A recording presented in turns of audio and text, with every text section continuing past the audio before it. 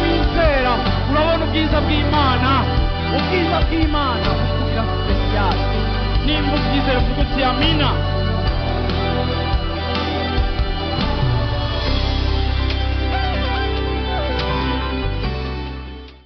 Murakomeye mumeze neza, imanza zagabanutse si cyane I know.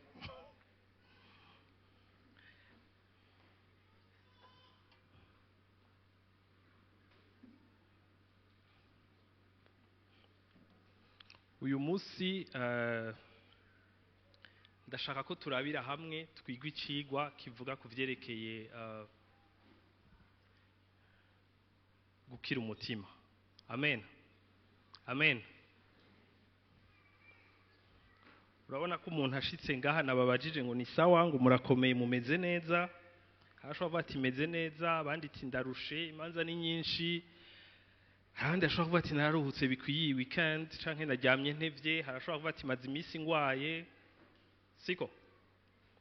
Ariko ndashaka kuvuga ngo uyu munsi muri kano gatondo sinje kuvugana cane niyo mibiri yanyu uko imeze ko murushe canke mwaruhutse, ariko muri kano gatondo ndashaka kuvugana na eta y'imitima yanyu. Amen. Amen. Reka ndabisubiremo comment ça va? Oh. Kera tugitangura kwiga igifaransa mu ishuri batwigishije bihora bintwenza, batwigishije ngo ngiyo mu gifaransa bakubajije ngo comment ça va, ngo wishura ngo ça va très bien merci. Et vous? Moi ndavuga nta abantu ntibaduhaye option yuko utavuga ko ça ne va pas aussi. Siko? None ndabajije ngo comment ça va, ndavuga ngo ça va très bien, laisse tomber. Ni turi mu kuri kuru y'ifaransa. Ariko ndashaka kumenya ngo umutima wawe comment ça va? Ndashaka kumenya ngo eta y'umutima wawe comment ça va? Hari abantu benshi tuzanye ivya eta y'umutima babumva bashaka kuvuga ngo reka kuzana ivyo bintu, yacuzana izo dossier, ntuhakore, ntuvyura aho hantu, turi bien, twambaye impuzu twaje kuri eglise. Siko? Hari abantu bumva umengo aha harononekaye, aha hantu hababaye kuva kera, aha hantu hakomeretse kuva kera, aha hantu habonye byinshi canke haciye muri byinshi. Siko? Rero akabati rero muri ivyo byose twaciyemwo, twarize kubaho, twarize gufuka, twarize kwambara, twarize guseruka mu bantu, twarize gutwenga n'amahoro, tumeze neza. Siko? Kuko twize gufuka. Muravyumva? Ariko ikintu gikomeye cyane shaka kuvuga uno munsi, shaka kukubarira yuko Yesu Kristo ntavyo yemera. Yesu Kristo ntashobora kubikwemerera. Yesu Kristo ntashobora kukwemerera yuko kubera yuko wize gufuka n'ukwambarirako, ukaba warize gutwenga, ukaba warize kubaho, ukaba warize kuba mu bantu, uko biri kose, peu importe la souffrance iri muri wewe, ngo vuga ati ntaco kizima udakemesha, ntaco kizima utavyerekana na mahoro. Yesu ntavyo yemera. Kubera yuko ngenda kubwire ngo Yesu non seulement ntavyo yemera, ariko ngenda kubwire ngo niba waranakize ibice 80 kwijana, ukaba umeze neza, ukabura amahoro, hakaba hasigaye utuntu duto duto twa banale wumva umengo utusava, utunaco, utunobana natwo, c'est pas grave, nagenda kubwire ngo kugeza no kuri tujya tuntu twose nta kantu na kamwe kakagwara kakababaro Yesu ahaye amahoro ngo nikaramvye amaguru indani muri wewe. Yesu ntashobora kuvyemera. Kubera Yesu yavuye mu ijuru atakindi kimuzanye atari kubakiza, kandi mu gukiza harimo gukiza imishaha yanyu. Amen. Amen. Yesu yarigeze kuvyura dossier mu buzima bwanje. nimba mubana na Yesu mugendana murabizi muhora mubibona Yesu hari igihe avyura dossier mu buzima bwawe siko ukumva biradutse ukumva ico kintu kiravyutse iyo sujet ije mu mutima wawe ukamengo Yesu hari ukuntu mengo aje kudodora kuri iyo sujet akavuga ngo mbedeni ibi navyo tugira tuvuge kuri ibi ngira ndababwire kimwe mu bintu nkundira Yesu kandi kimwe mu bintu Yesu andyoheramo Yesu araha agaciro amasuje tudaha agaciro mu ishengero urabona ngaha mu ishengero uzukiyicarira uramahoro ugasenga ugataha ukaja mu bikorwa siko tukabona uramahoro sava n'est-ce pas ariko Yesu natujya tukujyamyemo aratuvyura amen rero Yesu yigeze kuvyura akadosiye mu mutima wanje akavyuye nkumva umengo ari kazana ama problem cye nkavuga none nkubuga Yesu none nkibi na ubishaka kwiki none ntitura amahoro nitumeze bien none ga Yesu hari gafe nakoze canke ndiko ndakemesha eske ndakumaramaje mu bantu eske hari ikintu ndiko none ibi ego ni sawa vyarabaye ego nivyo ndafise ikibazo aha hantu ego nivyo hariho problem aha hantu mugabo sava parce que ndazi kuvyambarira ko ndazi gufuka ndazi kuja mu sava narize kubana navyo narize kugera narize kumetriza narize gukontrola donc sava ariko Yesu arambarira ijambo arambarira ngo hari ikintu udakwiriye kwirengagiza no kuyobegwa mu buzima bwawe Yesu yarambariye ijambo arambwira ati deni jewe ndumukiza ubuzima bwawe rero jewe sishobora kuba amahoro kwicara no kuruhuka ngo tonke udakemesheje n'amahoro siko kandi jewe nzi ko hari ahantu hagwaye hameze nabi mu mutima wawe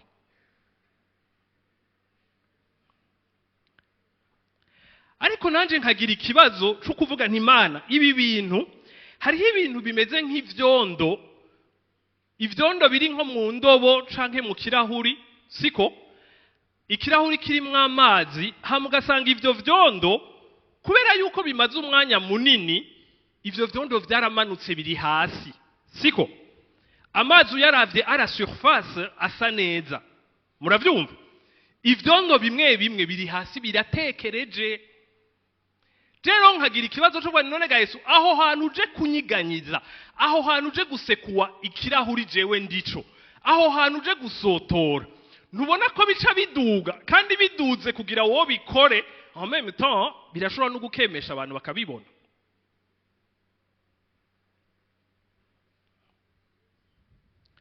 ariko nagenda kwibutsira ijambo yambariye ngo Yesu numukiza ubugingo bwawe amen Pasteur Dimanche mu kutwigisha aracishije mwaka kantu aravuga ngo muri Bibiliya ngo Yesu bamwita ngo umwungere w'imishaha yacu amen amen amen umwungere w'imishaha yacu amen turiko turavuga Psalm 23 turakunda kuvuga irya jambo ngo uhoraho niwe mwungere wanje sinzokena ariko kenshi turivuze tukarivuga tubona ibintu biri physique gusa siko ivyo bita ma besoin physiologique no kuvuga ngo nyene tuvuze ngo uhoraho niwe mwungere wanje sinzokena dusha tubona ibijanye no gufungura tukabona ibijanye no kuronka igitoro tukabona ibijanye n'amazu na murabona ibintu nk'ivyo oya kuronka uwo mwubakana kuronka abana kuronka amahera kuronka impuzu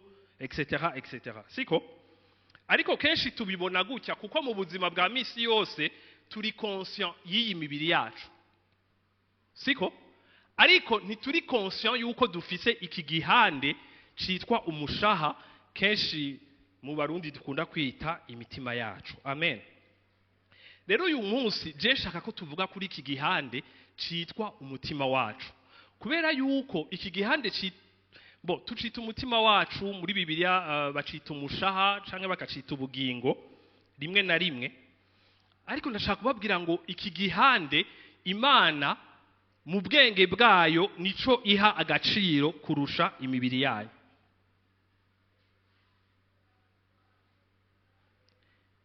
Rero naho mu mico na culture mu mico yacu siko no muri mentalite yiwacu coba ari igihande tudaha agaciro, tudakunze kuvuga, tudakonsidera, kiteexista kuri twebwe, ariko numva umengo ndiko ndabakangurira, ndiko ndadodora, ndakubwira ntigaruka, ndakubwire ngo uwo mutima wawe, uwo mushaha wawe, Imana ni igihande iha agaciro kurusha uwo mubiri wawe.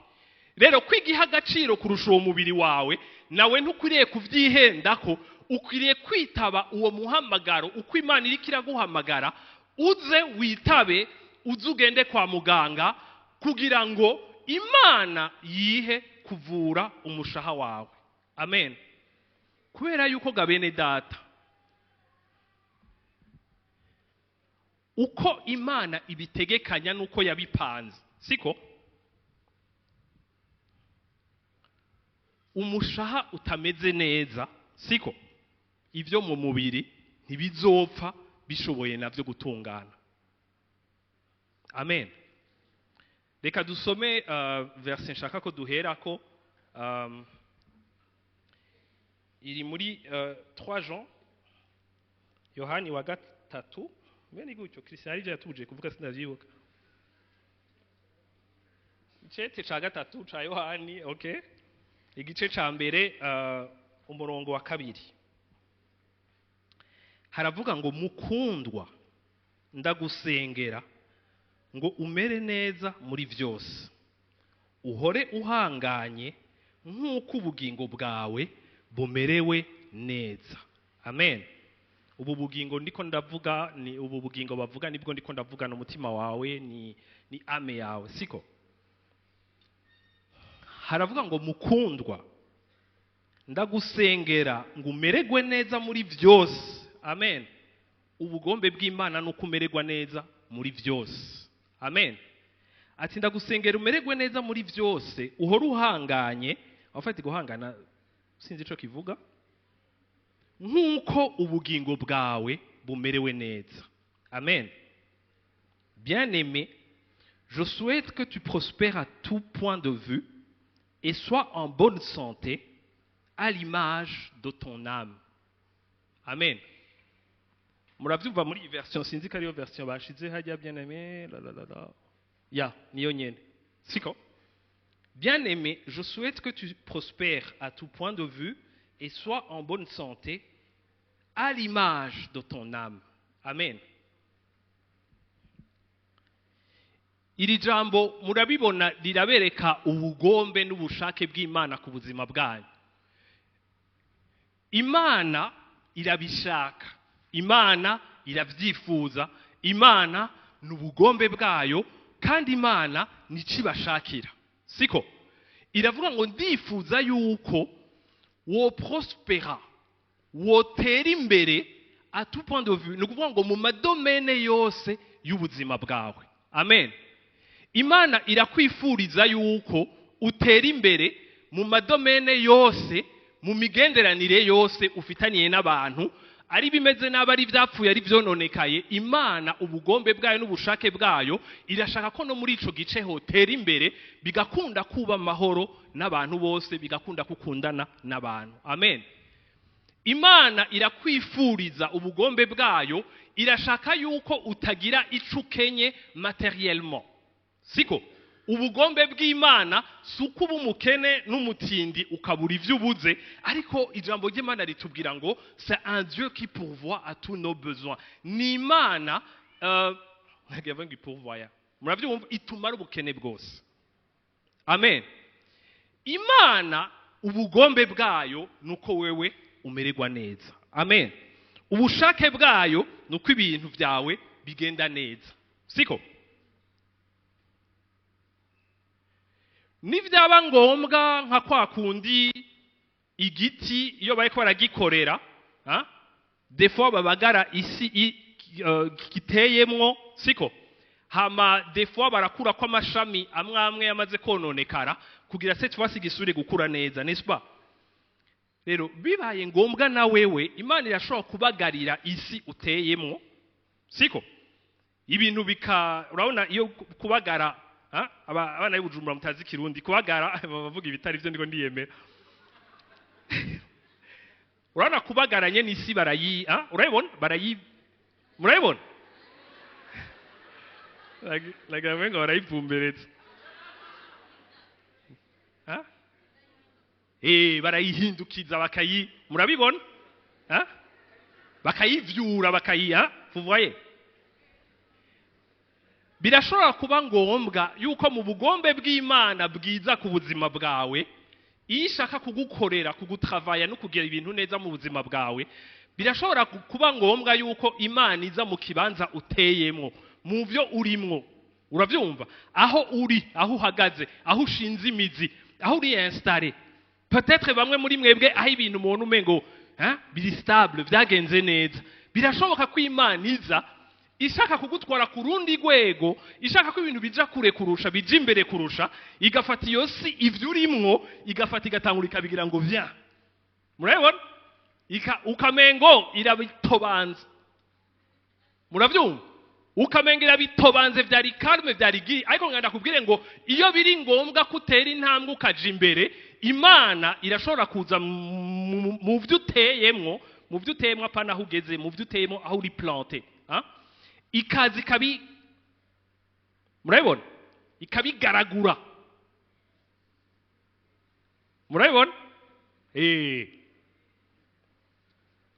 hama sivyo gusa kubera ubugombe bwiza bw'Imana ku buzima bwawe iyo biri ngombwa hariho ibice ibona ko vyamaze kubora vyononekaye bisa nabi ikavuga ati nta kundi uraza kubabara ça va faire mal ariko il faut kwiparti ndayica il faut kwinda yikurako ikifo ko ndakigukurako il faut ko ndagikata siko rero iyo bibaye ngombwa ko umuntu aca ngaho oya nta kibazo ijambo ry'Imana ritubwira ngo nzoba ndi kumwe nawe niwaca mu mazi menshi nzoba ndi kumwe nawe niwaca ndo mu muriro nzoba ndi kumwe nawe rero yuko uraca aho hantu hariho les parties de toi zishobora kubabara ibice vyawe bishobora kubabara no kumererwa nabi ariko ndashaka kukubarira ngo ibwire yuko ivy'Imana vyose ikora mu buzima bwawe ibikora kubw'umugambi mwiza ifitiye ubugingo bwawe amen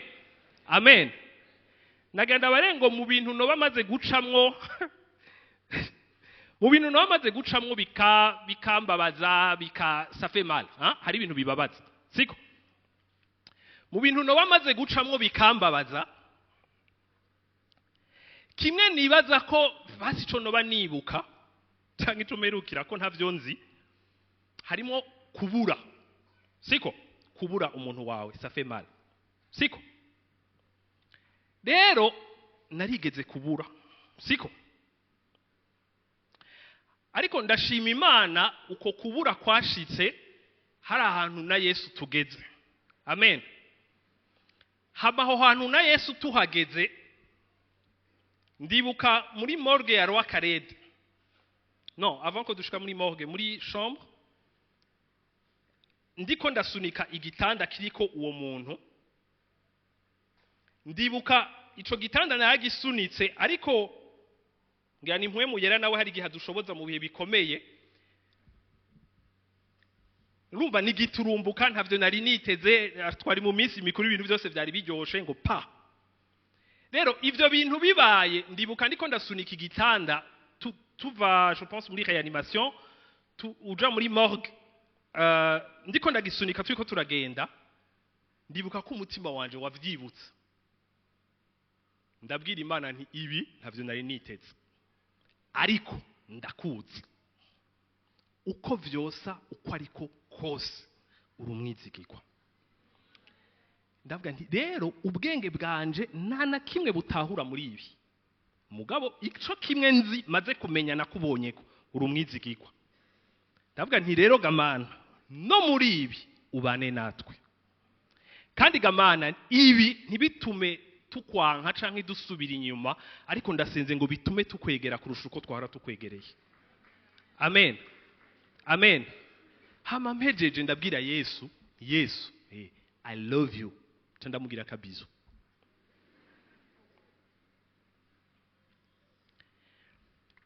Rero nako ndababarira ntibirashika. Siko? Kandi ibyo sindi ndakubibigisha, nta muntu numwe atabizi ngaha birashika. Siko? Ariko nkuko nababajije tugitangura ngo comment ça va mu mitima yanyu, nagira ndababwire ngo uburyo tubayeho ngaha ku isi twize yuko uko dukura, ngira ndababwire ingene dusurviva uko dukura. Siko? Urakura, uri kurakura bakagucumita. Murayibona? Uri kurakura bakagucumita. Uri kurakura bagasura bakagucumita kandi hamwe bagavunagura, ahandi bakagira ibindi. Ko ndavuga ntibiri nécessairement physique, ariko ndiko ndavuga ibintu duhura navyo mu buzima bwacu turiko turakura. Amen. Ugiye kuraba, ndakunda kubwira abantu kenshi ngaha mu gihugu cacu turashukunda kuvuga intambara zabaye, ubwicanyi hagati y'abahutu n'abatutsi, ariko nama navye ntuwofata igipima agapimba yosanga 80% y'ibikomere mufise mwabikuye mu miryango yanyu, ntimwabikuye mu bahutu n'abatutsi. Kuko n'abagukikuje n'abagukunda baravuga akajambo kabi, kandi kuko mu bwana bwacu tukiri bato atabwenge bukwiye dufise tutarabimenya, iyo baje bakakubwira ngo umuvyera ashobora kwiyenerva. Nkunda kubibwira abavyeyi tuganira ngaha mu ishengero, arashobora kwiherera ngo kirashisha, urabona, kandi arakwenervye umwana, sinzi akana kirashisha, wewe wumva arakantu uravyumva. Ariko nagira ngo mu bwenge buke bw'ujya mwana wawe, kubera akiri no mu myaka y'ukuhoseva, y'ukwakira ico bita les croyances, ivyo yemera kariko kuri, mu bwenge buke bwiwe acakira nk'ukuri, akamenya ngo ndashisha.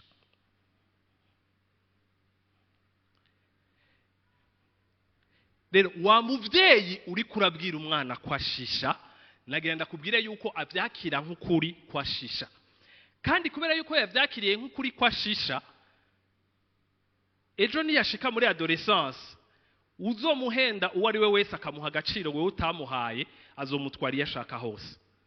Bikubabaze, ariko wibuke kubifite mu ruhara. Rero muri uku gukura duca muri byinshi bitubomora, byinshi bidusambura, byinshi bidukomeretsa. Hama tukiga natwe gukura twambara impuzu. Aha narababaye, muga ndabivuze ko nababaye, baca bantwenga, kandi bamenye aho mbabara, ejo nejo bundi tugwanye baraza aho bakora, kuko hasanzwe hababara, bagaca bambabaza nkatsindwa hakiri kare, n'est-ce pas? Rero muri izi ntambara zo ngaha ku isi, aha harababara, ntavyo mvuga, ntavyo nerekana, reka ndahafuke. Naha bagacumita nkafuka. Siko? Ipantaro yose iri ku bintu bancumise, bambwiye, banonyonye, bambariye ibintu byose mukwaya nk'ibinyoma, ibintu byose mwemera biri installé mu bwenge no mu mitima yanyu. Muravyumva? Biri installé muri mwebwe. Ivyo bintu byose birahari, biri installé. Hama tukiga gufuka kwama, wambaye izifuka ngaha hataboneka hahandi, ugafuka, hama ukiga rero kubaho. Nimba bizogusaba ko impunzu yawe wamuyifashe gutya, bazovuga ngo hego ujya muntu amaze kumubona ngo mutipe yamameze gutya, ariko uku kuntu umeze ntawuzi biriko ivyo urimo, ariko ni habitude nakuye mu kunyegeza ibikomere vyo ngaha, hama ntambuka gutya, mugabo afite ntambuka gutya kubera ivyo nyegeje. Muravyumva? Hari nibisa n'utuntu duto umengo turi banale, wo tuvuga no mu bantu bo gutwenga, ariko ngira ndaguhumuritse. Tujya tuntu twarakubabaje, kuko mu bwana bwawe naho wageza kwiyumvira watwakiriye nk'ukuri.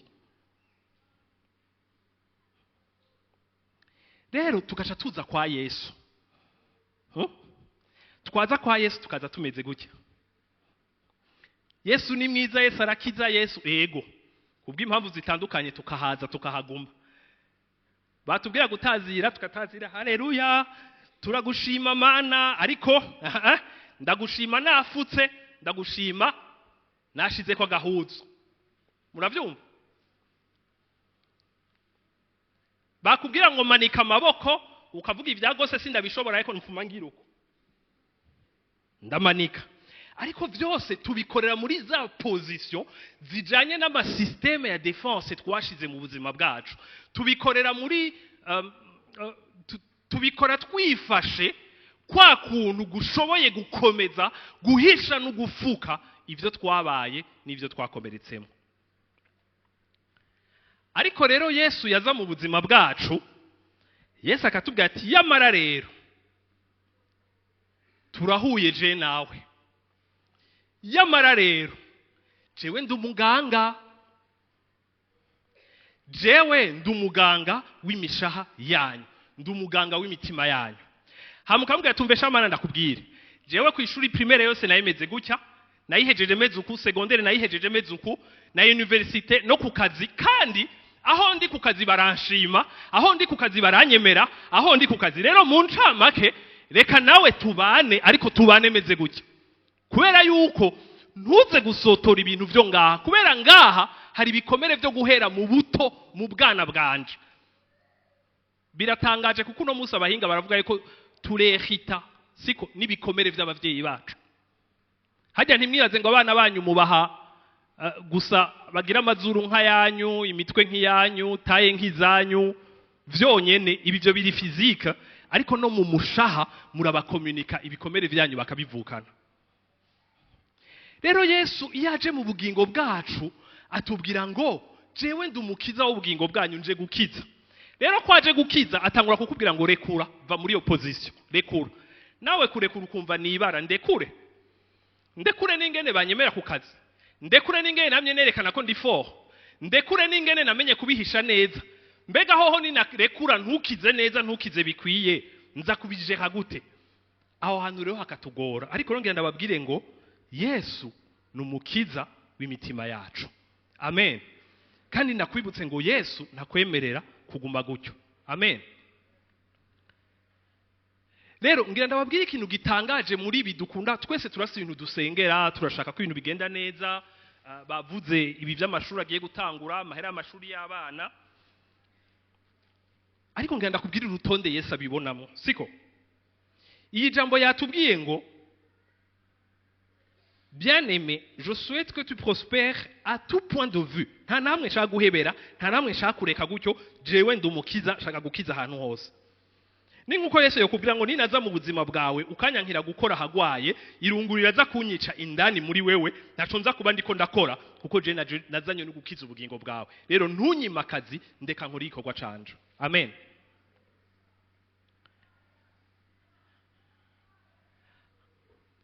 Hama imbere ko mbandanya gusoma akandi kantu nashaka gupreciza gato y'inaka.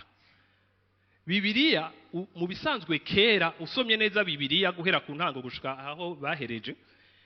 Bibiliya mu bisanzwe uburyo yerekana ibintu mu ncamake ko sishaka kuja muri ico cigwa.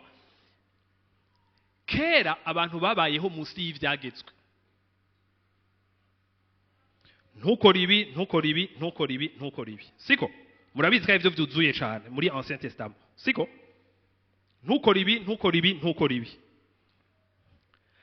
Ariko Paulo wewe arahakwa kugira arubahuka akabititura, akavuga ngo ibi vyagezwe nta muntu numwe byigeze bishikana kukugororoka. Hama kagera n'ahantu avuga ngo ibi ntivyari vyatanzwe kugira ngo bitugira abagororotsi, kuko Imana yari ibizi ko ivyagezwe bidashobora kutugira abagororotsi. Ariko ngo ibi vyatanzwe nk'ibiyaya kugira ngo bitugarde mu kurindira ko isezerano rishasha riza. Amen. Isezerano rishasha rero rije naho Yesu yiyambitse ibyaha byanyu vyose.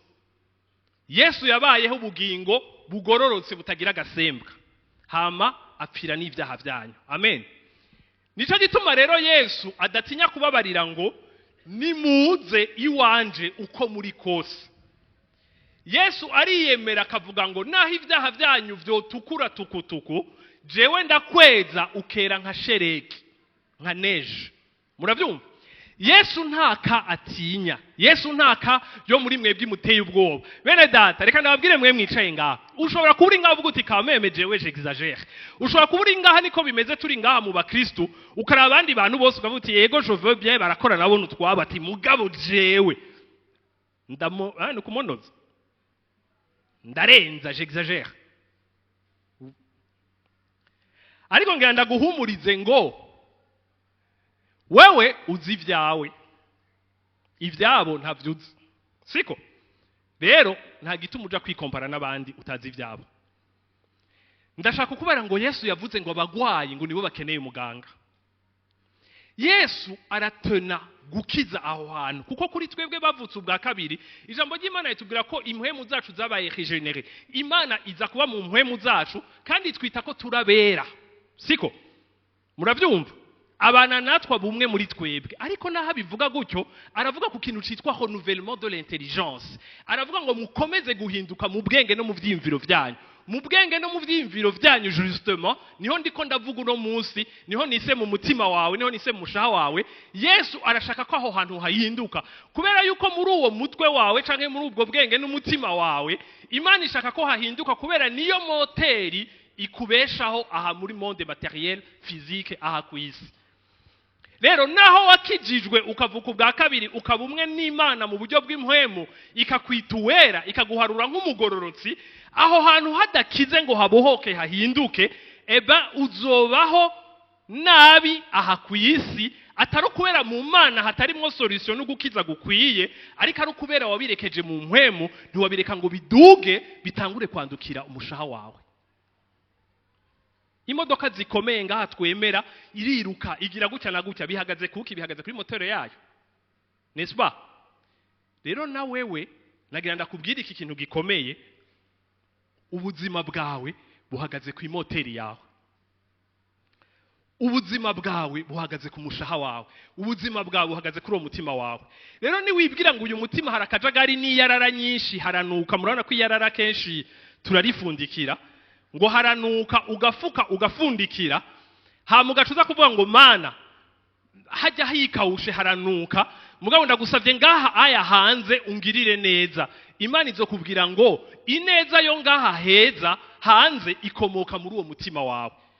Nutashaka ko nkora mu mutima wawe, ujya munuko ni uzoga umudegaja, kandi ni wa udegaja ntuzobuza isazi n'ubutuku kuguma bugukikuje umwanya wose. Ariko ni wandeka nkahakora hakamera neza, hakavugwa, nkasiga amavuta yanje, hakaba parfume, hakagira iki, hazosohora ubumote bwiza, kandi ubumote bwiza buzokwega bizima n'abantu bazima iruhande yawe, bazokwemera, bazoshaka kuba iruhande yawe, ivyiza bizokoma ko bizogukurikirana. Kubera iki? Biko bikurikirana ubwo bumote bwiza n'ubwo bwiza buriko buradegaja umubiri wawe, udegaja buvuye mu Imana yakoze mu mutima wawe. Amen. Amen. Rero ibi birasigura ngo ntibikunda ntibishoboka ko usiga inyuma umutima wawe hama ngo tugira tubandanye mu gakiza, ntaho turiko turaca. Iyi jambo rero ryavuze ngo bien-aimé, je souhaite que tu prospères à tout point de vue et sois en bonne santé. C'est vraiment la volonté de Dieu. Nubugombe bw'Imana ko ugira n'amagara meza. Amen. Uno munsi abahora babikurikirana uzosanga ibice byinshi kwijana mbe patenari ngaha nyibutsa bya bindi ni 90 na bingaha. Muzosanga ibice byinshi kwijana otuhu ya 90 kwijana y'ingwara zo mu mibiri yacu zitegwa na eta y'imitima yacu.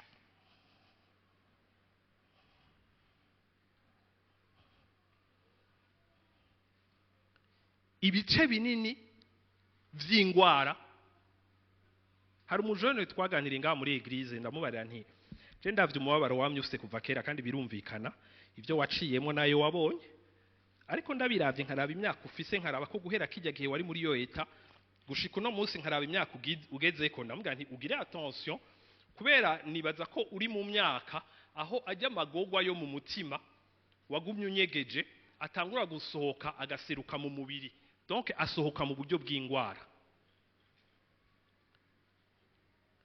Nico gituma mwabakizwa muri ngaha, Kristo akijije imishaha yanyu, abantu bazovuga ngo kubera iki abakizwa baramba kurusha abandi. Ama nabo bazokwishura ngo imibiri yacu yarabuze indani ikiyiteza ingwara.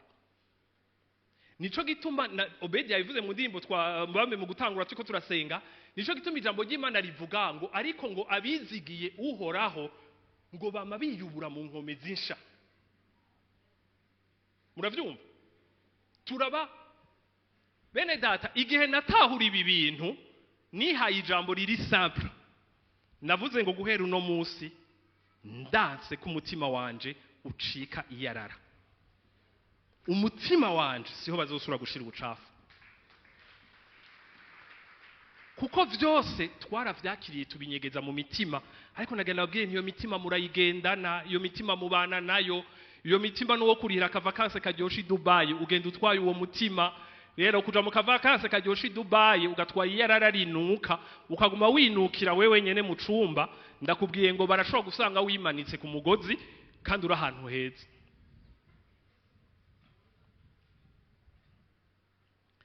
isi iratubesha isi twereka yuko twaronka amahera tukagura amazu meza tukakura ibintu byiza tukagira bya bindi byose tuzosha tumererwa neza mu mutima ariko ngenda babwiye isi iratubesha amahera n'ibintu materiel ntibikiza mu mutima Kristo niwe akiza mu mitima yacu amen amen ivyo bitahuye uriruka kurondera Kristo kandi uraronka umwanya wo kurondera Kristo kubera uzi yuko Kristo ariwe uziga ko ugukira kwawe no kumererwa neza amen amen ndashimira Kristo kandi vraiment ndamushingira intaye turiko ivyo muri Bibiliya je ngira mvuga ibisanzwe nzi singira ndabitebeko ariko ngira ndabwiye nti nukuri vraiment Kristo yarangiriye neza mu mutima wanje vraiment Kristo yarangiriye neza mu mutima wanje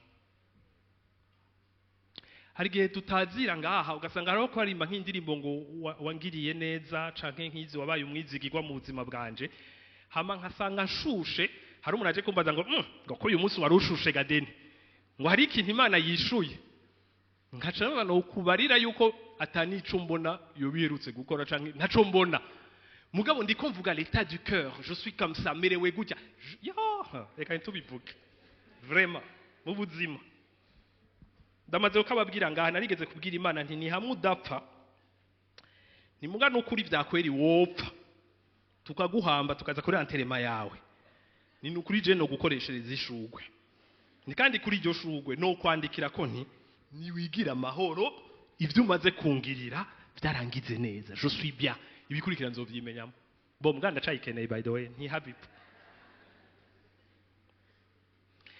bene data ndiko ndababwira gukizwa na Yesu siko nkubitira gakofu umugenzi wawe turagakira mu izina rya Yesu Bob tuni mwishireko numvise iyo tombi jaye muragakira mu izina rya Yesu muragakira ivyo mwabaye byose mu izina rya Yesu muragakira ivyo mwaciyemo byose mu izina rya Yesu muragakira uko vyomera uko ariko kose mu izina rya Yesu nagenda kuvuga ngo nibikomeye bifutanye bipfuye bigize iki ubona ari binini Kristo abiravye avuga ati ibishe moi c'est petit naho vyo tukura tukutuku jewe ndakwezukera nka shereke muragakira mu izina rya Yesu mwabakizwamo turagakira dukijijwe nawe nese we mukiza ega birateye ubwoba hari ababiri abageze ivyo gukira agacavuga ati mbega yemwe nzobifabrika gute nzobigira gute nzoparvena kuronka amahoro nzobigira gute kugira fabrique sindi kombwira wewe ndiko ndakubwira witaba umuganga gusa ha mu muganga namwizigiye ntaca adashoboye hari abantu dora tuganira ngaha mwishengero bakambwira ikibazo cabo nkataha njugumira nkumva ko programme nari nsereka ndazireke nje kuryama hama izindi ndazigira mvyutse siko tukaganira amajambo y'Imana ejo twasura kubonana tukabonana je ndi muri ya etaya none ndi gute mbega bimeze gute mbega duhuye nkasanga aja shushe ngo bimwambwire ejo birakora Imana yamboho merewe neza fiso je ndabani mbwa naho exagere en general ntibinyaruka gutyo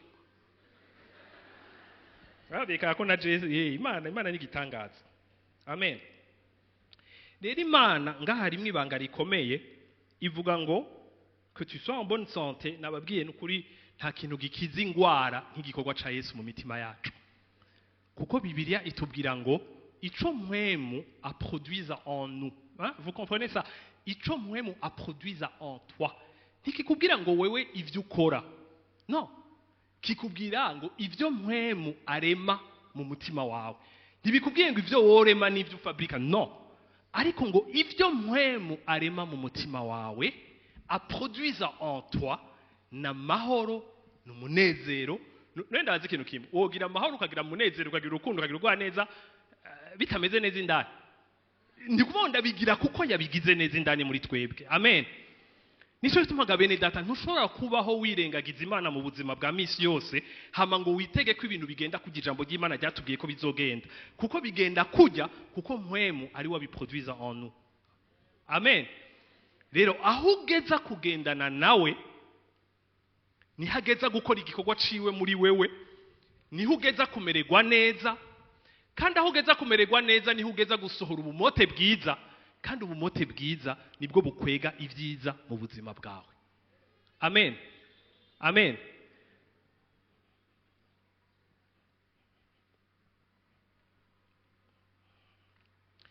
Iri jambo rero ryavuze ngo que tu sois en bonne santé à l'image de ton âme. Bisigura ngo Imana yavuze ngo ndashaka ko ibyawe byose bigenda neza, ndashaka ko prospera à tout point de vue, ndashaka ko utera imbere muri byose, ndashaka ko ibyawe byose bigenda neza, hamukagira n'amagara meza à l'image. Ni ukuvuga ngo uko bimera biza kuba à l'image ya eta y'umutima wawe. Ni kuvuga ngo uko bimera bimere nk'uko umutima wawe umerewe. None ga bene data, aha nimwumva ko hacazamo agapanike gato, kuko muzi ibyo mubitse n'ibyo munyegeje n'ibyo mwashize indani muri mwebwe, muca mwumva umengo n'ibyo hanze n'ivyamera ari image yo ngaha c'est la kata. Nico gituma rero tudashobora kuvyirengagiza. Amen. Nico gituma turi dutegere bene data twitwa basi siko twitwa abakizwa, kinda kunda kukivuga abakizwa. Amen. Abakizwa biva muri vuga gukira siko. Abakizwa rero n'abantu bakize, kandi abo bakizwa bakize ntibikijije ko ntibari kubita abakizwa, bari kubita abikiza. Batwita abakizwa kuko tutikiza ariko twakijijwe n'uwundi ari we Kristo siko. Rero nivyo turabakizwa kandi Kristo yaradukijije, kandi au niveau de l'esprit ni sawa bimeze neza. Mugabo ndakwinginze ndaguteye akamo ndagukanguye ndakubwire ngo uyo mushaha wawe uwo mutima wawe ntaho uzowusiga. Uko usiga inyuma niko uzoburi kusiga inyuma bijye uriko wiruka imbere inyuma navyo. Amen. Amen. Rero mutahure l'importance. Uno musi abahinga barabivuga bakakubwira nimba mu gukura kwawe waraciye mu bintu bikwemeza kuri umukene, hamukumva kuri umukene, naho wotombora muri roto ukaronka ibihera kubera ufise conviction na croyance kuri umukene, uzokwiyaranje uhomba ayo mahera. Nukuvuga ngo la réalité iruhira gusura kwiyajusta muri croyance zawe. Ivyo hanze vyigarukana ku rugero kuko ngene ubikroya canke ubibona indani muri mwebwe. Kuko mu yandi majambo iri jambo ngo umutima risigura ngo basi uko ubibona, uko uvyiyumvira. Kakandi ngo ubibona gute? Tuvuga ngo Natasha yaravuze ngo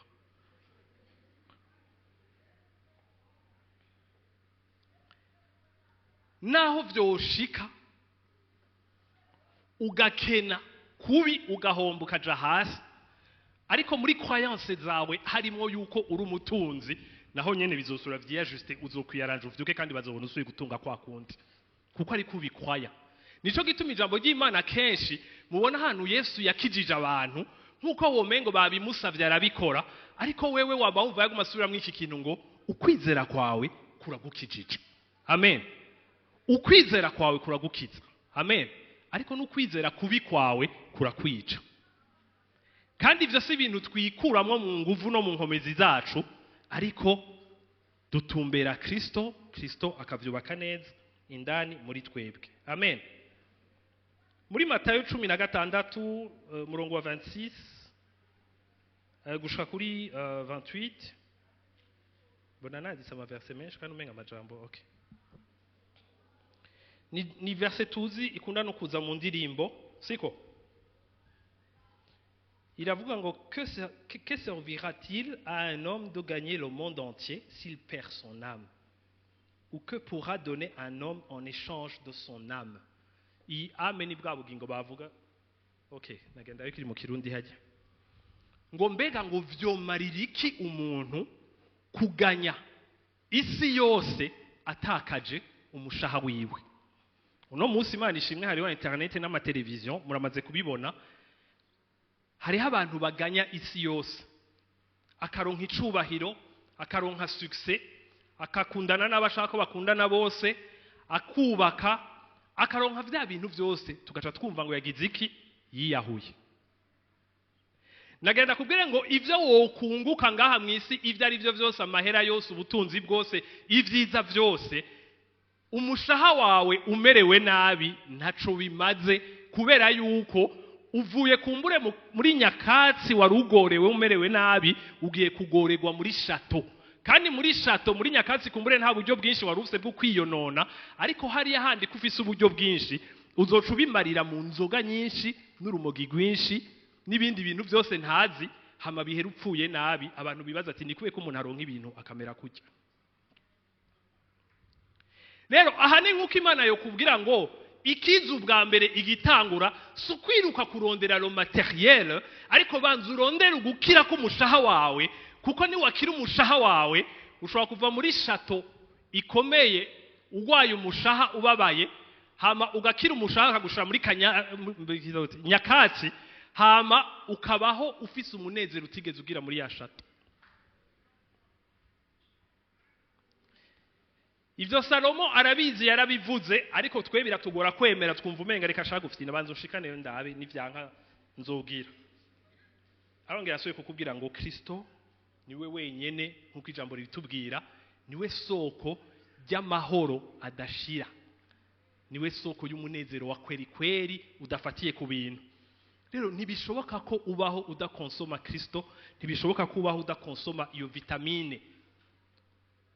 Nico gituma abantu benshi dukunda kwihenda ngo ndikunda saba ibi bintu Imana, ngo nasavye Imana, ngo nguma ndayisaba, ngo mugabo ntimpa, ngo nguma ndayibwira, ngo ndacari ko ndensista, ngo ijambo ry'Imana tubwira ngo twensiste, ngo ndiko ndensista. Ariko ni waguma wensista, ariko ukanka kwihera ahihera mu bisanzwe kugira ibintu bigende neza, uzocuvuga ngo Imana yarase kunyishura, ariko Imana ntiyase kukwishura, nuko itanguye kukuvura uca wiruka.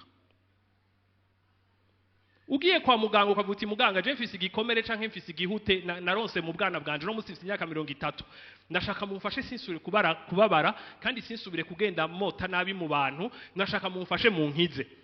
Akakubaza ngo ico gikomere kiri hehe? Ukamubwira uti kiramaja ngaha no ngaha haya ku maguru. Okay, kwico gikomere kiri ngaho, reka ndaharabe gukirazira ko haraba, nta muntu numwe haraba, na hantu nahanyegeje kuva kera. Ego mugabuje kugira ndakuvure, kirazira kikaziririzwa. Imyaka 40 ingahe iheze mfutse narugaye, nta muntu akorako. Wamuhebera ngo arabe agaca ashaka no gufukura ivyo wafukishije. Wamwemera ngo afukure agaca ashaka ngo ahoze, utaravye neza yoza na alcohol. Hamasi nivyo agaca afata ikimeshe akinji. Ico nico gituma abantu benshi Yesu barambwira ati umviriza, tuvyaranyabo. Nzoja mu misa nirinda makosa, muga ibintu byo kubana no kugendana nawe uzurasotora ibintu bayi. Aha rero turasaba Kristo ibice binini kwijana babandanije kuza mu misa, ariko Kristo bahebanye badaherukana. Kubera iki? Kubera aragorana. Haleluya. Aravese ngo ndivuga ngo Imana igora bikunda. Herega igora bikunda kuko izi yuko ivyo bikomere itabivuye, nta yindi solution. Amen.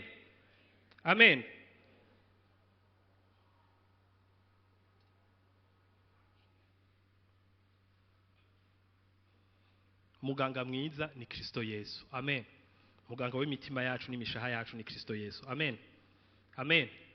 Nukuri tumwirukire, nta muntu yo kubwira ngo ntuve muhira. Apana vya ndi mucavuga ngo ntemvuye bana nasenze ko tusenga Mana ubane nanje ushoboze undinde unzirame urinde umuryango wanje mu nzira ya Yesu. Si ivyo ntibikora. Oya. Ntibifata ndayo bari. Ntibifata. Hakenewe ivya kweri. Amen. Hakenewe ivya kweri. La fois passée narandiza akajambo kuri Facebook navuga nti ivy'Imana iyo utabigize ivya sonde navyo bizokubera ivya kweri mu buzima bwawe. Amen. Nukuri Imana twarayibonye, Imana n'umwizigikwa. Amen. imana yatubereye umwizigirwa mu buzima bwacu, imana yatugize neza, imana yaradukijije. Je nakijijwe mfise imyaka 17. Ntarakizwa nari maze kugerageza kwiyahura kabiri, maze gukizwa niyongeye akandi kamwe.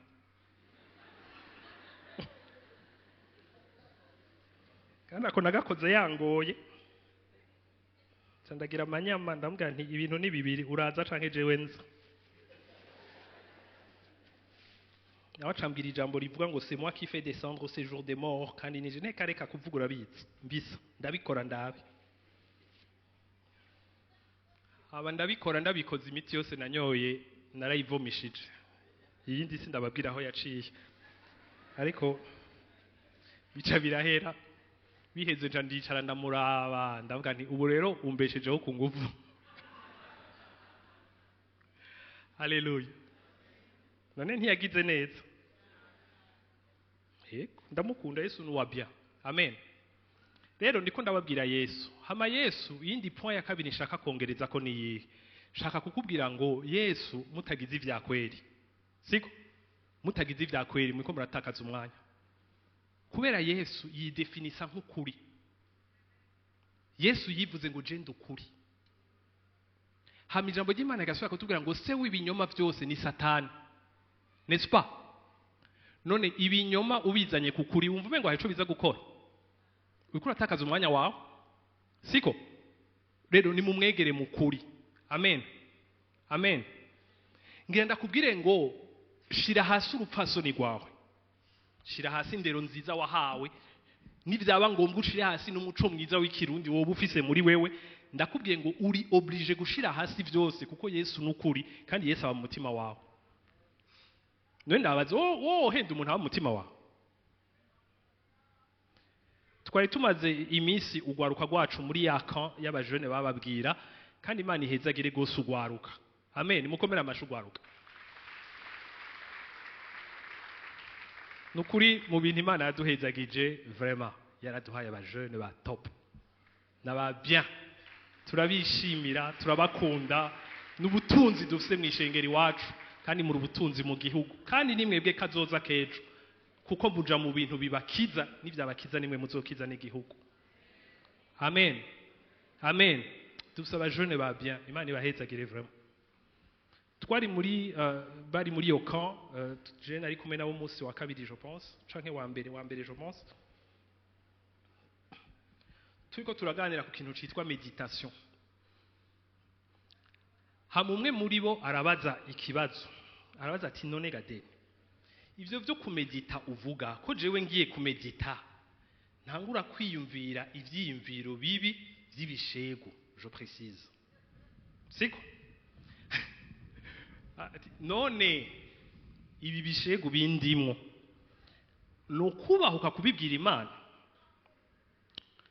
Ariko nanje ndabaza ikibazo nti none ibishego bikurimwo utabibwiye Imana, urafise undi muntu uzobibwira?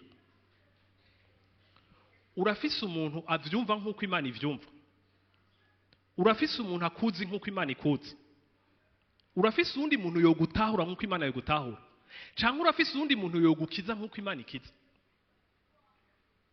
Hama ikigira kabiri ndavuga nti none ko Imana iri ndani muri wewe, irakuzi, irazi ko bikurimo. Siko? None ushitse imbere yayo ugacushika ngo uhoraho nyene icubahiro ushobora byose, urahangamye ku ntebe y'inganje bla bla bla bla bla bla bla, sawa nta kibazo. Mugabo numva no kubaza nti uri kubesha nde? Uhenda nde? Rero iki ni kintu ushaka gupresiza, kuko ikintu cagoye abantu benshi nuko batuha bahutse kuvugana ukuri kose n'Imana. No mu vyerekeye ivyo twita kwizera turabesha, c'est pas que tuvyizeye. Muravyumva? Rero kubera yuko umuntu atubahwa kubwi nta muntu mitera ngo ndagutaye kwa karorero. Acha dufotora, azikora dufotora turi kumwe. Reka ndabaha karorero. Iyi ni Imana. Siko? Ni bimwe nababarira, sishobora kuza ku Mana meze ngo. Siko? Hama nkashika imana igacimbaza ngo mbega kubereke wifashe gutyo ni mu mutima wo kukubaha no kuguha icubahiro mana yacu uruwahatari ndakwemera none uhenda ndega basha vyakwere uhenda nde none ndabaza ikintu kimwe none uraza abantu bamaze imyaka 10 mu gakiza bamaze imyaka 20 mu gakiza bamaze imyaka 30 mu gakiza ariko batigeze bubahwa kuvugiza ukuri kose imana kuvuga baseka ndaguhumurize ndakubwire nti utarabivuga irazi biri muri wewe byose hama kubivuga si nkukuja kwirega kuko asanzwe abizi ahubwo iyo aguhamagaye ngo mubivugane nuko ashaka kuvyura iyo dossier kugira ngo ayikize mu bugingo bwawe ntuzosure kuyibona ukundi amen ntibikunda ko tuba inshuti za kweri kweri abagenzi ba kweri kweri n'Imana ngo tugendane bidakunda ko tuvugana ukuri kose akajambo abajone bakoresha ibisanga vyanje byose nta muntu abizi nk'uhoraho ibisanga vyanje byose ndabibwira uhoraho amafuti n'amadega yanje nta muntu ega ni mumpende muhagaza hamwe ko murumviriza mugakoma amashi andazi ko no babwira akagafe mu tavuga ngo ngitsira ntazoswe no kutwigisha yo byo birabaraba umva ndabarira uhoraho ndamubwira ivyanje byose none ntimwaririmbye ngo n'intege nke zanje zose araziza bika murazi ko azi n'intege nke uwo tazi kufisa hari intege nke uzodekuvura ni wavyara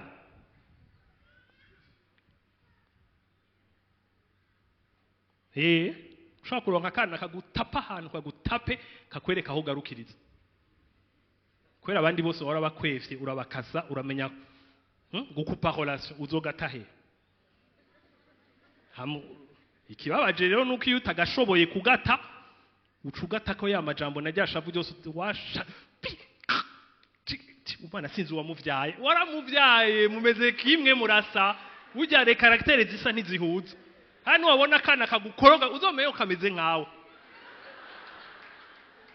nibyo ndabibabariye akagukoroga bujye nakameze nkawe nico gituma baravuga ngo umwana ngo umuvyeyi ngo yakuze ngo akunda uriya kurushuyu oya genda bahumurize bantu muri ngaha umuvyeyi nta no makunda kurushundi umuvyeyi abakunda mwese siko ariko umuvyeyi afise uwo bahuza n'uwo badahuza kandi uwo badahuza n'uwo bameze kimwe uwo bameze kimwe nibahuza kuko nimba ndamanyama nkavyara kana kamanyama gashaka kuntenera tete kantenera tete kavyura ivumvuri vyanje vyose ariyo ngenda babwire ngo amafuti yacu iyo tuyavyara gwiriye rero karantena ndagira amanyama kakagira amanyama kakantenera tete nkagaha ibihano nkakica nkagira ibiki ariko bizohera ndumutama nshaje ndushe namanitse amaboko ntangure kuvuga nti uhora hazokukiza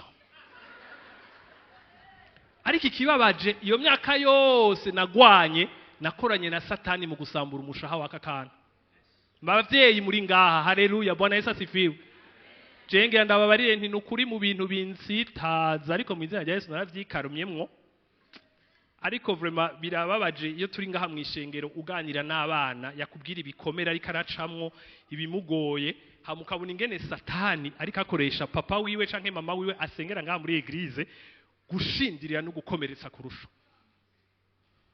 abajone baraha barabizi dora tubiganira ndakunda kubabwira nti umviriza nukuri ndazi ko bigoye gutahura muganga ndakubwira kujya umuntu aragukunda kurusha uko vyibatse ni mugabo nawe hari ahantu atakize rero ko atakize malheureusement abigutako rero nico gituma hangaruka nkabwira n'abajone bari ngaha nimuze twegereye Yesu adukize hakiri kare vyoba vyiza amen adukize base tutaravyara aho twabikuye twese nimba biva kwa zo gukuru bikava hehe reka basi natwe adukize atubohore hama ubu bwana bwacu nitwabuvyara buzosange turi bazima tumeze bien tuba communique ivyama vyamuhemu yera Imana yashize muri twebwe hama nitwabaha ivyo vyamwa vyamuhemu yera bazokwibaza ngo vyamye bimeze neza ntivyamye bimeze neza ariko murunganwe hari uwahuye na Kristo akiza umutima wiwe umuvumo urahagarara mu muryango merci beaucoup amen amen je kubera ndi mugwaruka cyane nkico n'ikintu nkunze kubona utubazo tuba turimwo abajone bari ngangira ntavyo muzi, reka twe dukuze tubibabwire.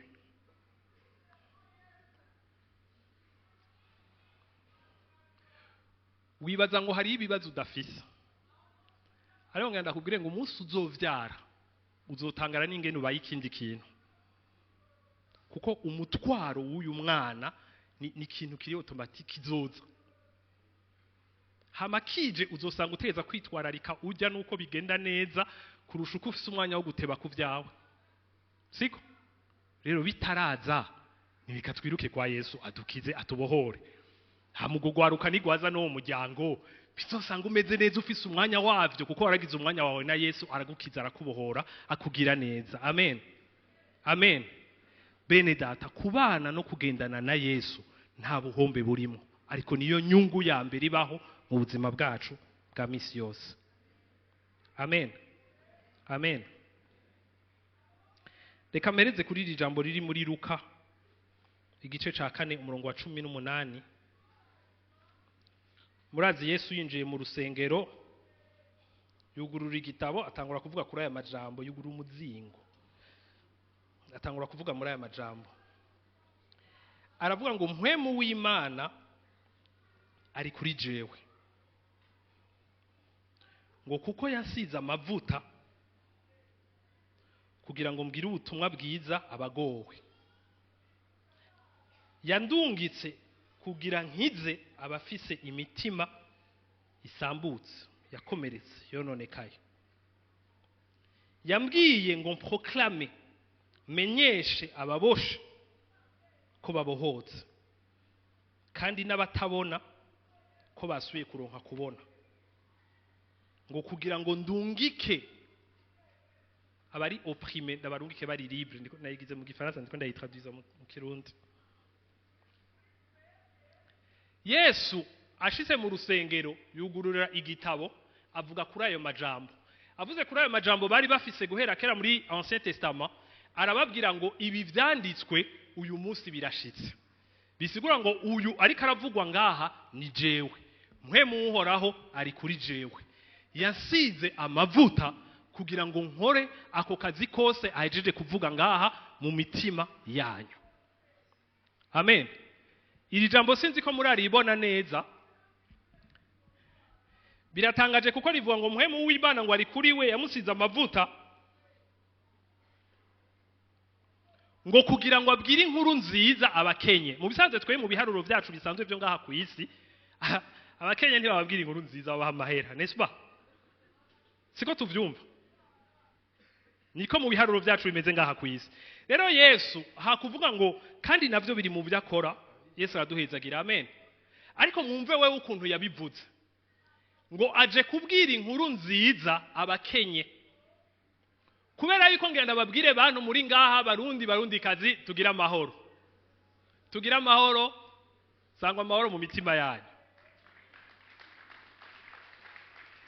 Nagira nakubarire yuko uri ngaho no munsi sindakubwira ngo ukirize ukuboko, ariko urabizi mu mutima wawe ko wiyizi nk'umukene, wiharura nk'ukenye, siko? Muravyumva? Wiharura nk'ukenye. Nibuze umuntu ejo hari umuntu twabonanye ashaka bari ngaha biramusha. Ejo hari umuntu twabonanye aca amproposa projet. Iyo projet je kuyimproposa ambwira ngo gira gutya na gutya, aya je ndakwemereye kuguha, nibaza ko yari miliyoni zingahe gabasha 9, ariko ndagwiza mu mutwe wanje. Bo ambwira ikintu ntaraba prêt, siko?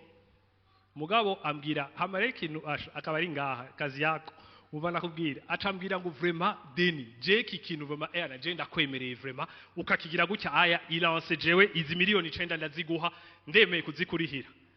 Sawa, namubwira si reka ndacimvire sindiriwe di kumutima ni bo, by the way ntamba nafise ubunyenero ushaka kurangurana mwo makeya, mugaye ivyo ntavyo navutse naravyikawushije. Gusa nagenda babwire Imana irahezagira no mu mahera. Amen, siko? Haraga projet meruka kwemerera Imana, yambwiye ngo nkore, kandi hama nemerera Imana ko nzogakora, mugabo ndavyemera mvuga nti bya byose gasaba uburyo kandi ubwo buryo ntabwo mfise pour l'instant ndakemeye mugabo bya byose karashafise umwanya nk'umwaka canke imyaka ibiri kugira ubwo buryo donc ndemeye ntacu de toute façon hahezi indwi imwe gusa mbona umuntu anyandikiye w'umu Eritrean aba muri Suisse ambarira ngo yamye yibaza mu mutima wiwe igituma jewe ntakora iki kintu ngo biri dommage et pas normal ndakwinginze uciyumvire basuga isengere ariko ndagusavye vraiment ugerageze je ndemeye ko ibikoresho byose bikenewe je na madamu turabigura kandi tubirivire bigushikire iwawe ndatwenga ndavuga ni Mana en fait hajya mperuka kwemera mbwa nemenzi ngo sava turacasa umwaka kuko nta buryo buhari ariko nyene buraje nabwo amen nani turi mu gihugu gikenye siko bavuga turi mu gihugu gikenye amen oya nta amen ngaha ariko turi no muri Kristo amen turi muri Kristo amen kandi muri Kristo byose amen amen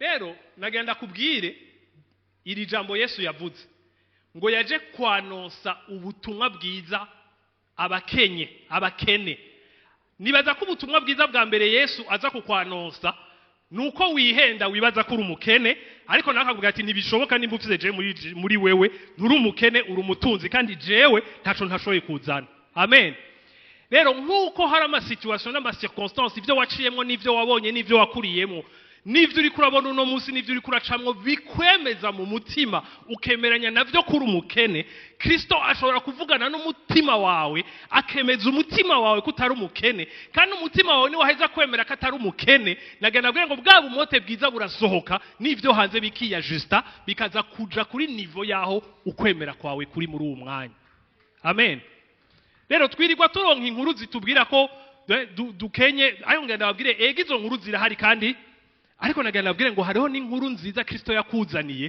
akubwire ko utari umukene amen Kristo akubwiye ko utari umukene ushobora gukora akantu kamwe ukabona barakirukiye bose ugatunga mu kantu utaruzi ko kugutungisha amen Kristo aravuga ngo yaje kugira ngo abwire ubutumwa bwiza siko abwire inkuru nziza abakenye uravyumva ngo kandi yaje no gukiza imitima ikomeretse siko kandi ngo yaje guproklama kubaboshwe siko la délivrance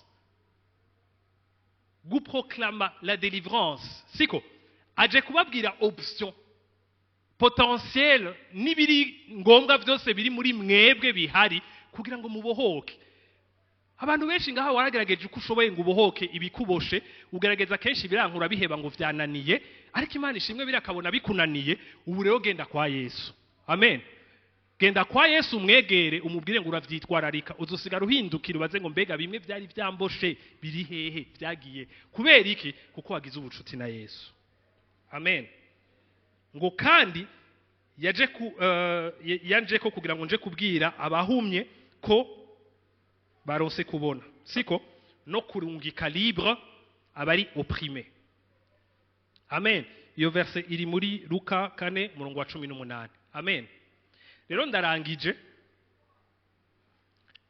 ndakubwira ngo ntiwemere gupfa nabi utunze umukiza mu bugingo bwawe amen ntiwemere gupfa nabi kubera uguma wiruka isi iguma igusamaza izana ibintu bigusamaza ahandi kagutera pression ukiruka ukibagira kuba ku birenge no kuganira n'umukiza w'ubugingo bwawe ari ndani mu mutima wawe amen ukaburi ngaho ukijijwe ngira ndakubwire ngo kwegera Kristo akakubohora nico kizohesha icubahira Imana kuko abantu bazokuraba babona ingene wabohotse bavuge ngo uko vyomera kose nanje birashoboka kumererwa neza amen Kristo yaraje kugira ngo muronke ubugingo kandi mu buronke busagutse amen Imana ibahezagire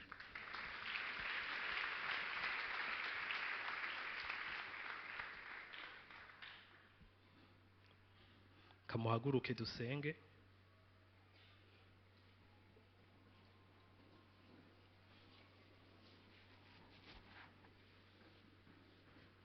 nkuko nkunda kubivuga kenshi abantu barakunda amaji tuvuze ngo dusenge sengera bikemuke nsengera bicemwo ariko numva no kubwira nti wavyumvise ingene bigenda n'est-ce pas?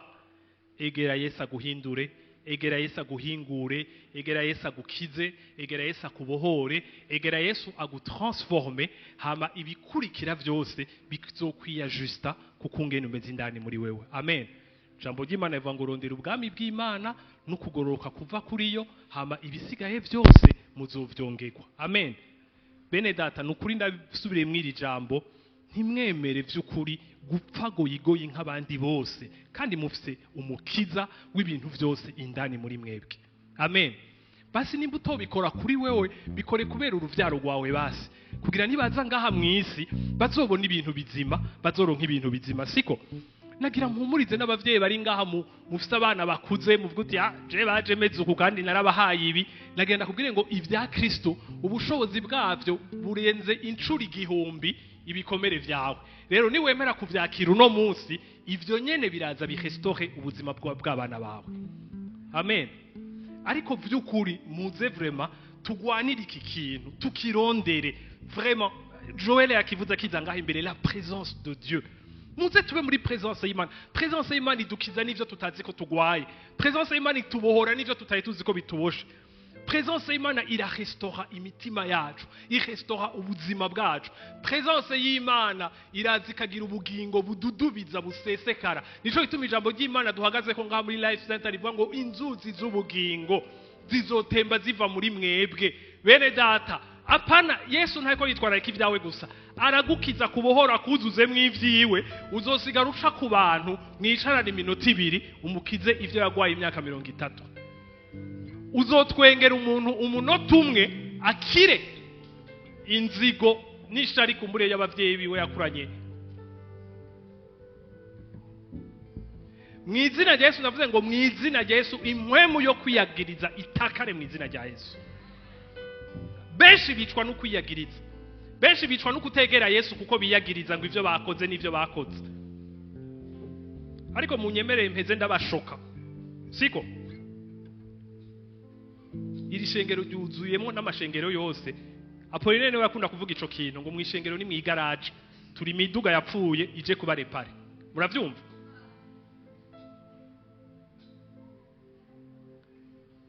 Abajone bari ngaha, ni kenshi maze kuganira n'abajone ngaha mwishengero. Kera twari tuzi ngo ni ibintu by'abazungu, ngo iwacu ngo ntibibaho, ngo nivyo mu bazungu gusa. Ariko ndabarahiye nta by'abazungu bitari mu birabure, siko? Yaremye abazungu ni yaremye abirabure, kandi na Satani yabasambuye niwe yasambuye bose. Ariko nagenda babwire ngo ngaha mwishengero turafise abana bakuze bafatwa ku nguvu, baba viole na ba papa wabo imyaka n'imyaka. Vyarabishe vyarabasambuye, ni benshi tumaze kuganira ngaha mwishengero. Vyarabishe vyarabasambuye, vyarabononye. Benshi batanguwe bari muri primaire ari ubwana butoyi, kandi umwe wese yibaza ngo nta muntu numwe kwisi byashikiye atari we wenyene. Agaca bigumana kinyegeza akaguma hajya bikamwica bikamusambura. Hariho ngenda bwire ngo hariho nabandi bameze nkawe, kandi imisi yose wegereye Kristo, Kristo arashoboye gukiza ubugingo bwawe. Amen. Turafise abahungu ngaha bakuze baba viole na ba mama wabo. Ivyo bere data amashengero aratumenyesha ibintu. Ayigihe ivyo nawe ndavuga ngo ni probleme zo mu bazungu. No. Aha iwacu, aha mu gihugu iwacu, aha mwishengero haraho tumaze kuganira, ni muhumure ndabahumurije. Abantu yafise ikintu aca yibaza ngo bacamenya kari we, nta numwe amenya kari wewe. Ndaguhumirije muga hari abantu kandi ko ndababwira abamaze imyaka, kandi sindi ko ndifondera, ndiko mvuga abo tumaze kuganira. Ngaha mwishengero ndamaze kuvugana n'umupapa ari kararira ashaka ubutabazi bw'Imana imukize, kuko ambwira ati ndifuza umwana wanje w'umukobwa. Nta kibi naco ndamukorera gushika ubu, ariko birantera ubwoba ko umunsi umwe nobika ntaco tudafise. Ndamaze kubibabwira ha mwishengero turose abantu bisha abantu, ariko nagenda babarire ngo nta kintu kiryoshe nko kuba mwigaraje ya Kristo. Kuko abo bose ndiko ndababwira baraza kwa Kristo agakora ibitangaza, ibintu bigahinduka, gushika nawe usigara wibaza ngo yakujya muntu ngira yarambeshe nta n'ivyari vyigeze bimushikira, kuko telmo Imana yaramubohoye iramukiza imugira neza. Rero ndakubwiye muntu uri ngaha aya, kumbure warishe, kumbure warakoze ico ndiko ndavuga bya furambi canke warabikorewe, siko kumbure ufise ibikomere ntazi bitandukanye bene data, ariko nagenda kubwire ngo ibibi byose woba warakoze, wakoze ibibi bingana n'ubugwayi ufise indani muri wewe. Rero Kristo akubwira ngo ndagukize ubikire byose complètement. Nikibi baba baragukoreye ngira nsubire mpumurize nabo bakoreye bibi bari ngaha, nagenda nabwire ngo wagukoreye ikibi wese yagukoreye ikibi kijanye n'ubugwayi afise muri we. Rero mubabarire cyangwa urasenga Imana igushoboze kumubabarira, kuko wewe nturiyarara ubika inzigo n'ishari ry'uwo muntu muri wewe, wewe nturiyarara, siko Imana nigukizi kubohore mu izina rya Yesu mbere neza. Amen. Bene data, nta butunzi bubaho ku isi buruta kuba muri Kristo. Nta butunzi bubaho ku isi buruta kugendana na Kristo. Nta butunzi bubaho ku isi bukiza, bubohora, bugira neza mu mutima w'umuntu nko kubana no kugendana na Kristo. Muze Kristo tumuvome ko ivyo atunze byose bitubere bizima mu buzima bwacu. Amen. Kristo uri mwiza, uri mwiza, uri mwiza kubera ukiza imitima yacu. Uri mwiza kubera utameze nk'abantu. Uri mwiza kubera udakangwa n'ivyacu nkuko vyokanga abantu. Uri mwiza kubera atakikunanira. Kristo uri mwiza. Uri mwiza kubera ivyo byose waje kubikora mu buzima bwacu atavyo tugusavye. Uri mwiza ko wemeye kuva mu ijuru ukaza kwitanga, ugatanga ubuzima bwawe kugira ngo udukize, utubohore ataco twagusavye tutaranavyiyumvira. Kristo nukuri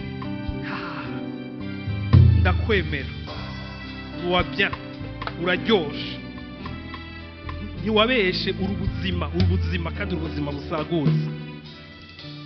Urumuti w'imitima yacu, urumuti w'imitwe yacu, urumuti w'imishaha yacu, urumuti w'ivyimviro vyacu, urumuti w'ingwara zo mu miryango yacu, urumuti w'ivyononekaye n'ivyasambutse un peu partout, urumuti no ku gihugu cacu, urumutima, urumuti ku migenderanire yasambutse hagati y'abantu, urumuti kuba uruvyaro rwagenze nabi rwabananiye. Mana, urumuti ku mwana ruhebwa, urumuti ku munywa rumogi wa nyuma, urumuti ku kintu cose Mana, urumuti kandi nturumuti ungana n'ingwara tugwaye, ariko urumuti urengeye ingwara zacu, kuko uzana muri twebwe gukiza, ariko ukazana muri twebwe ugukira kurenza uko twari dukeneye, kugasesekara kugashika no kubacu Mana.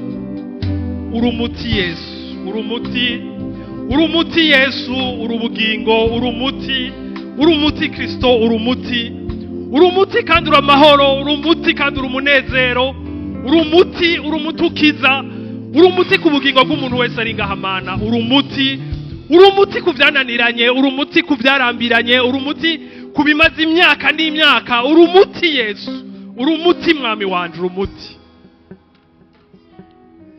Ndasenze ngo ubwoko bwawe bwirukire presence yawe Mana, bugwanire presence yawe Mana, bumara igihe kinini muri presence yawe Mana, kugira ngo ibyawe bigaragare, icubahiro cyawe kiboneke Mana. Urakoze Mana, kuri mwiza kandi turagukunda. Amen.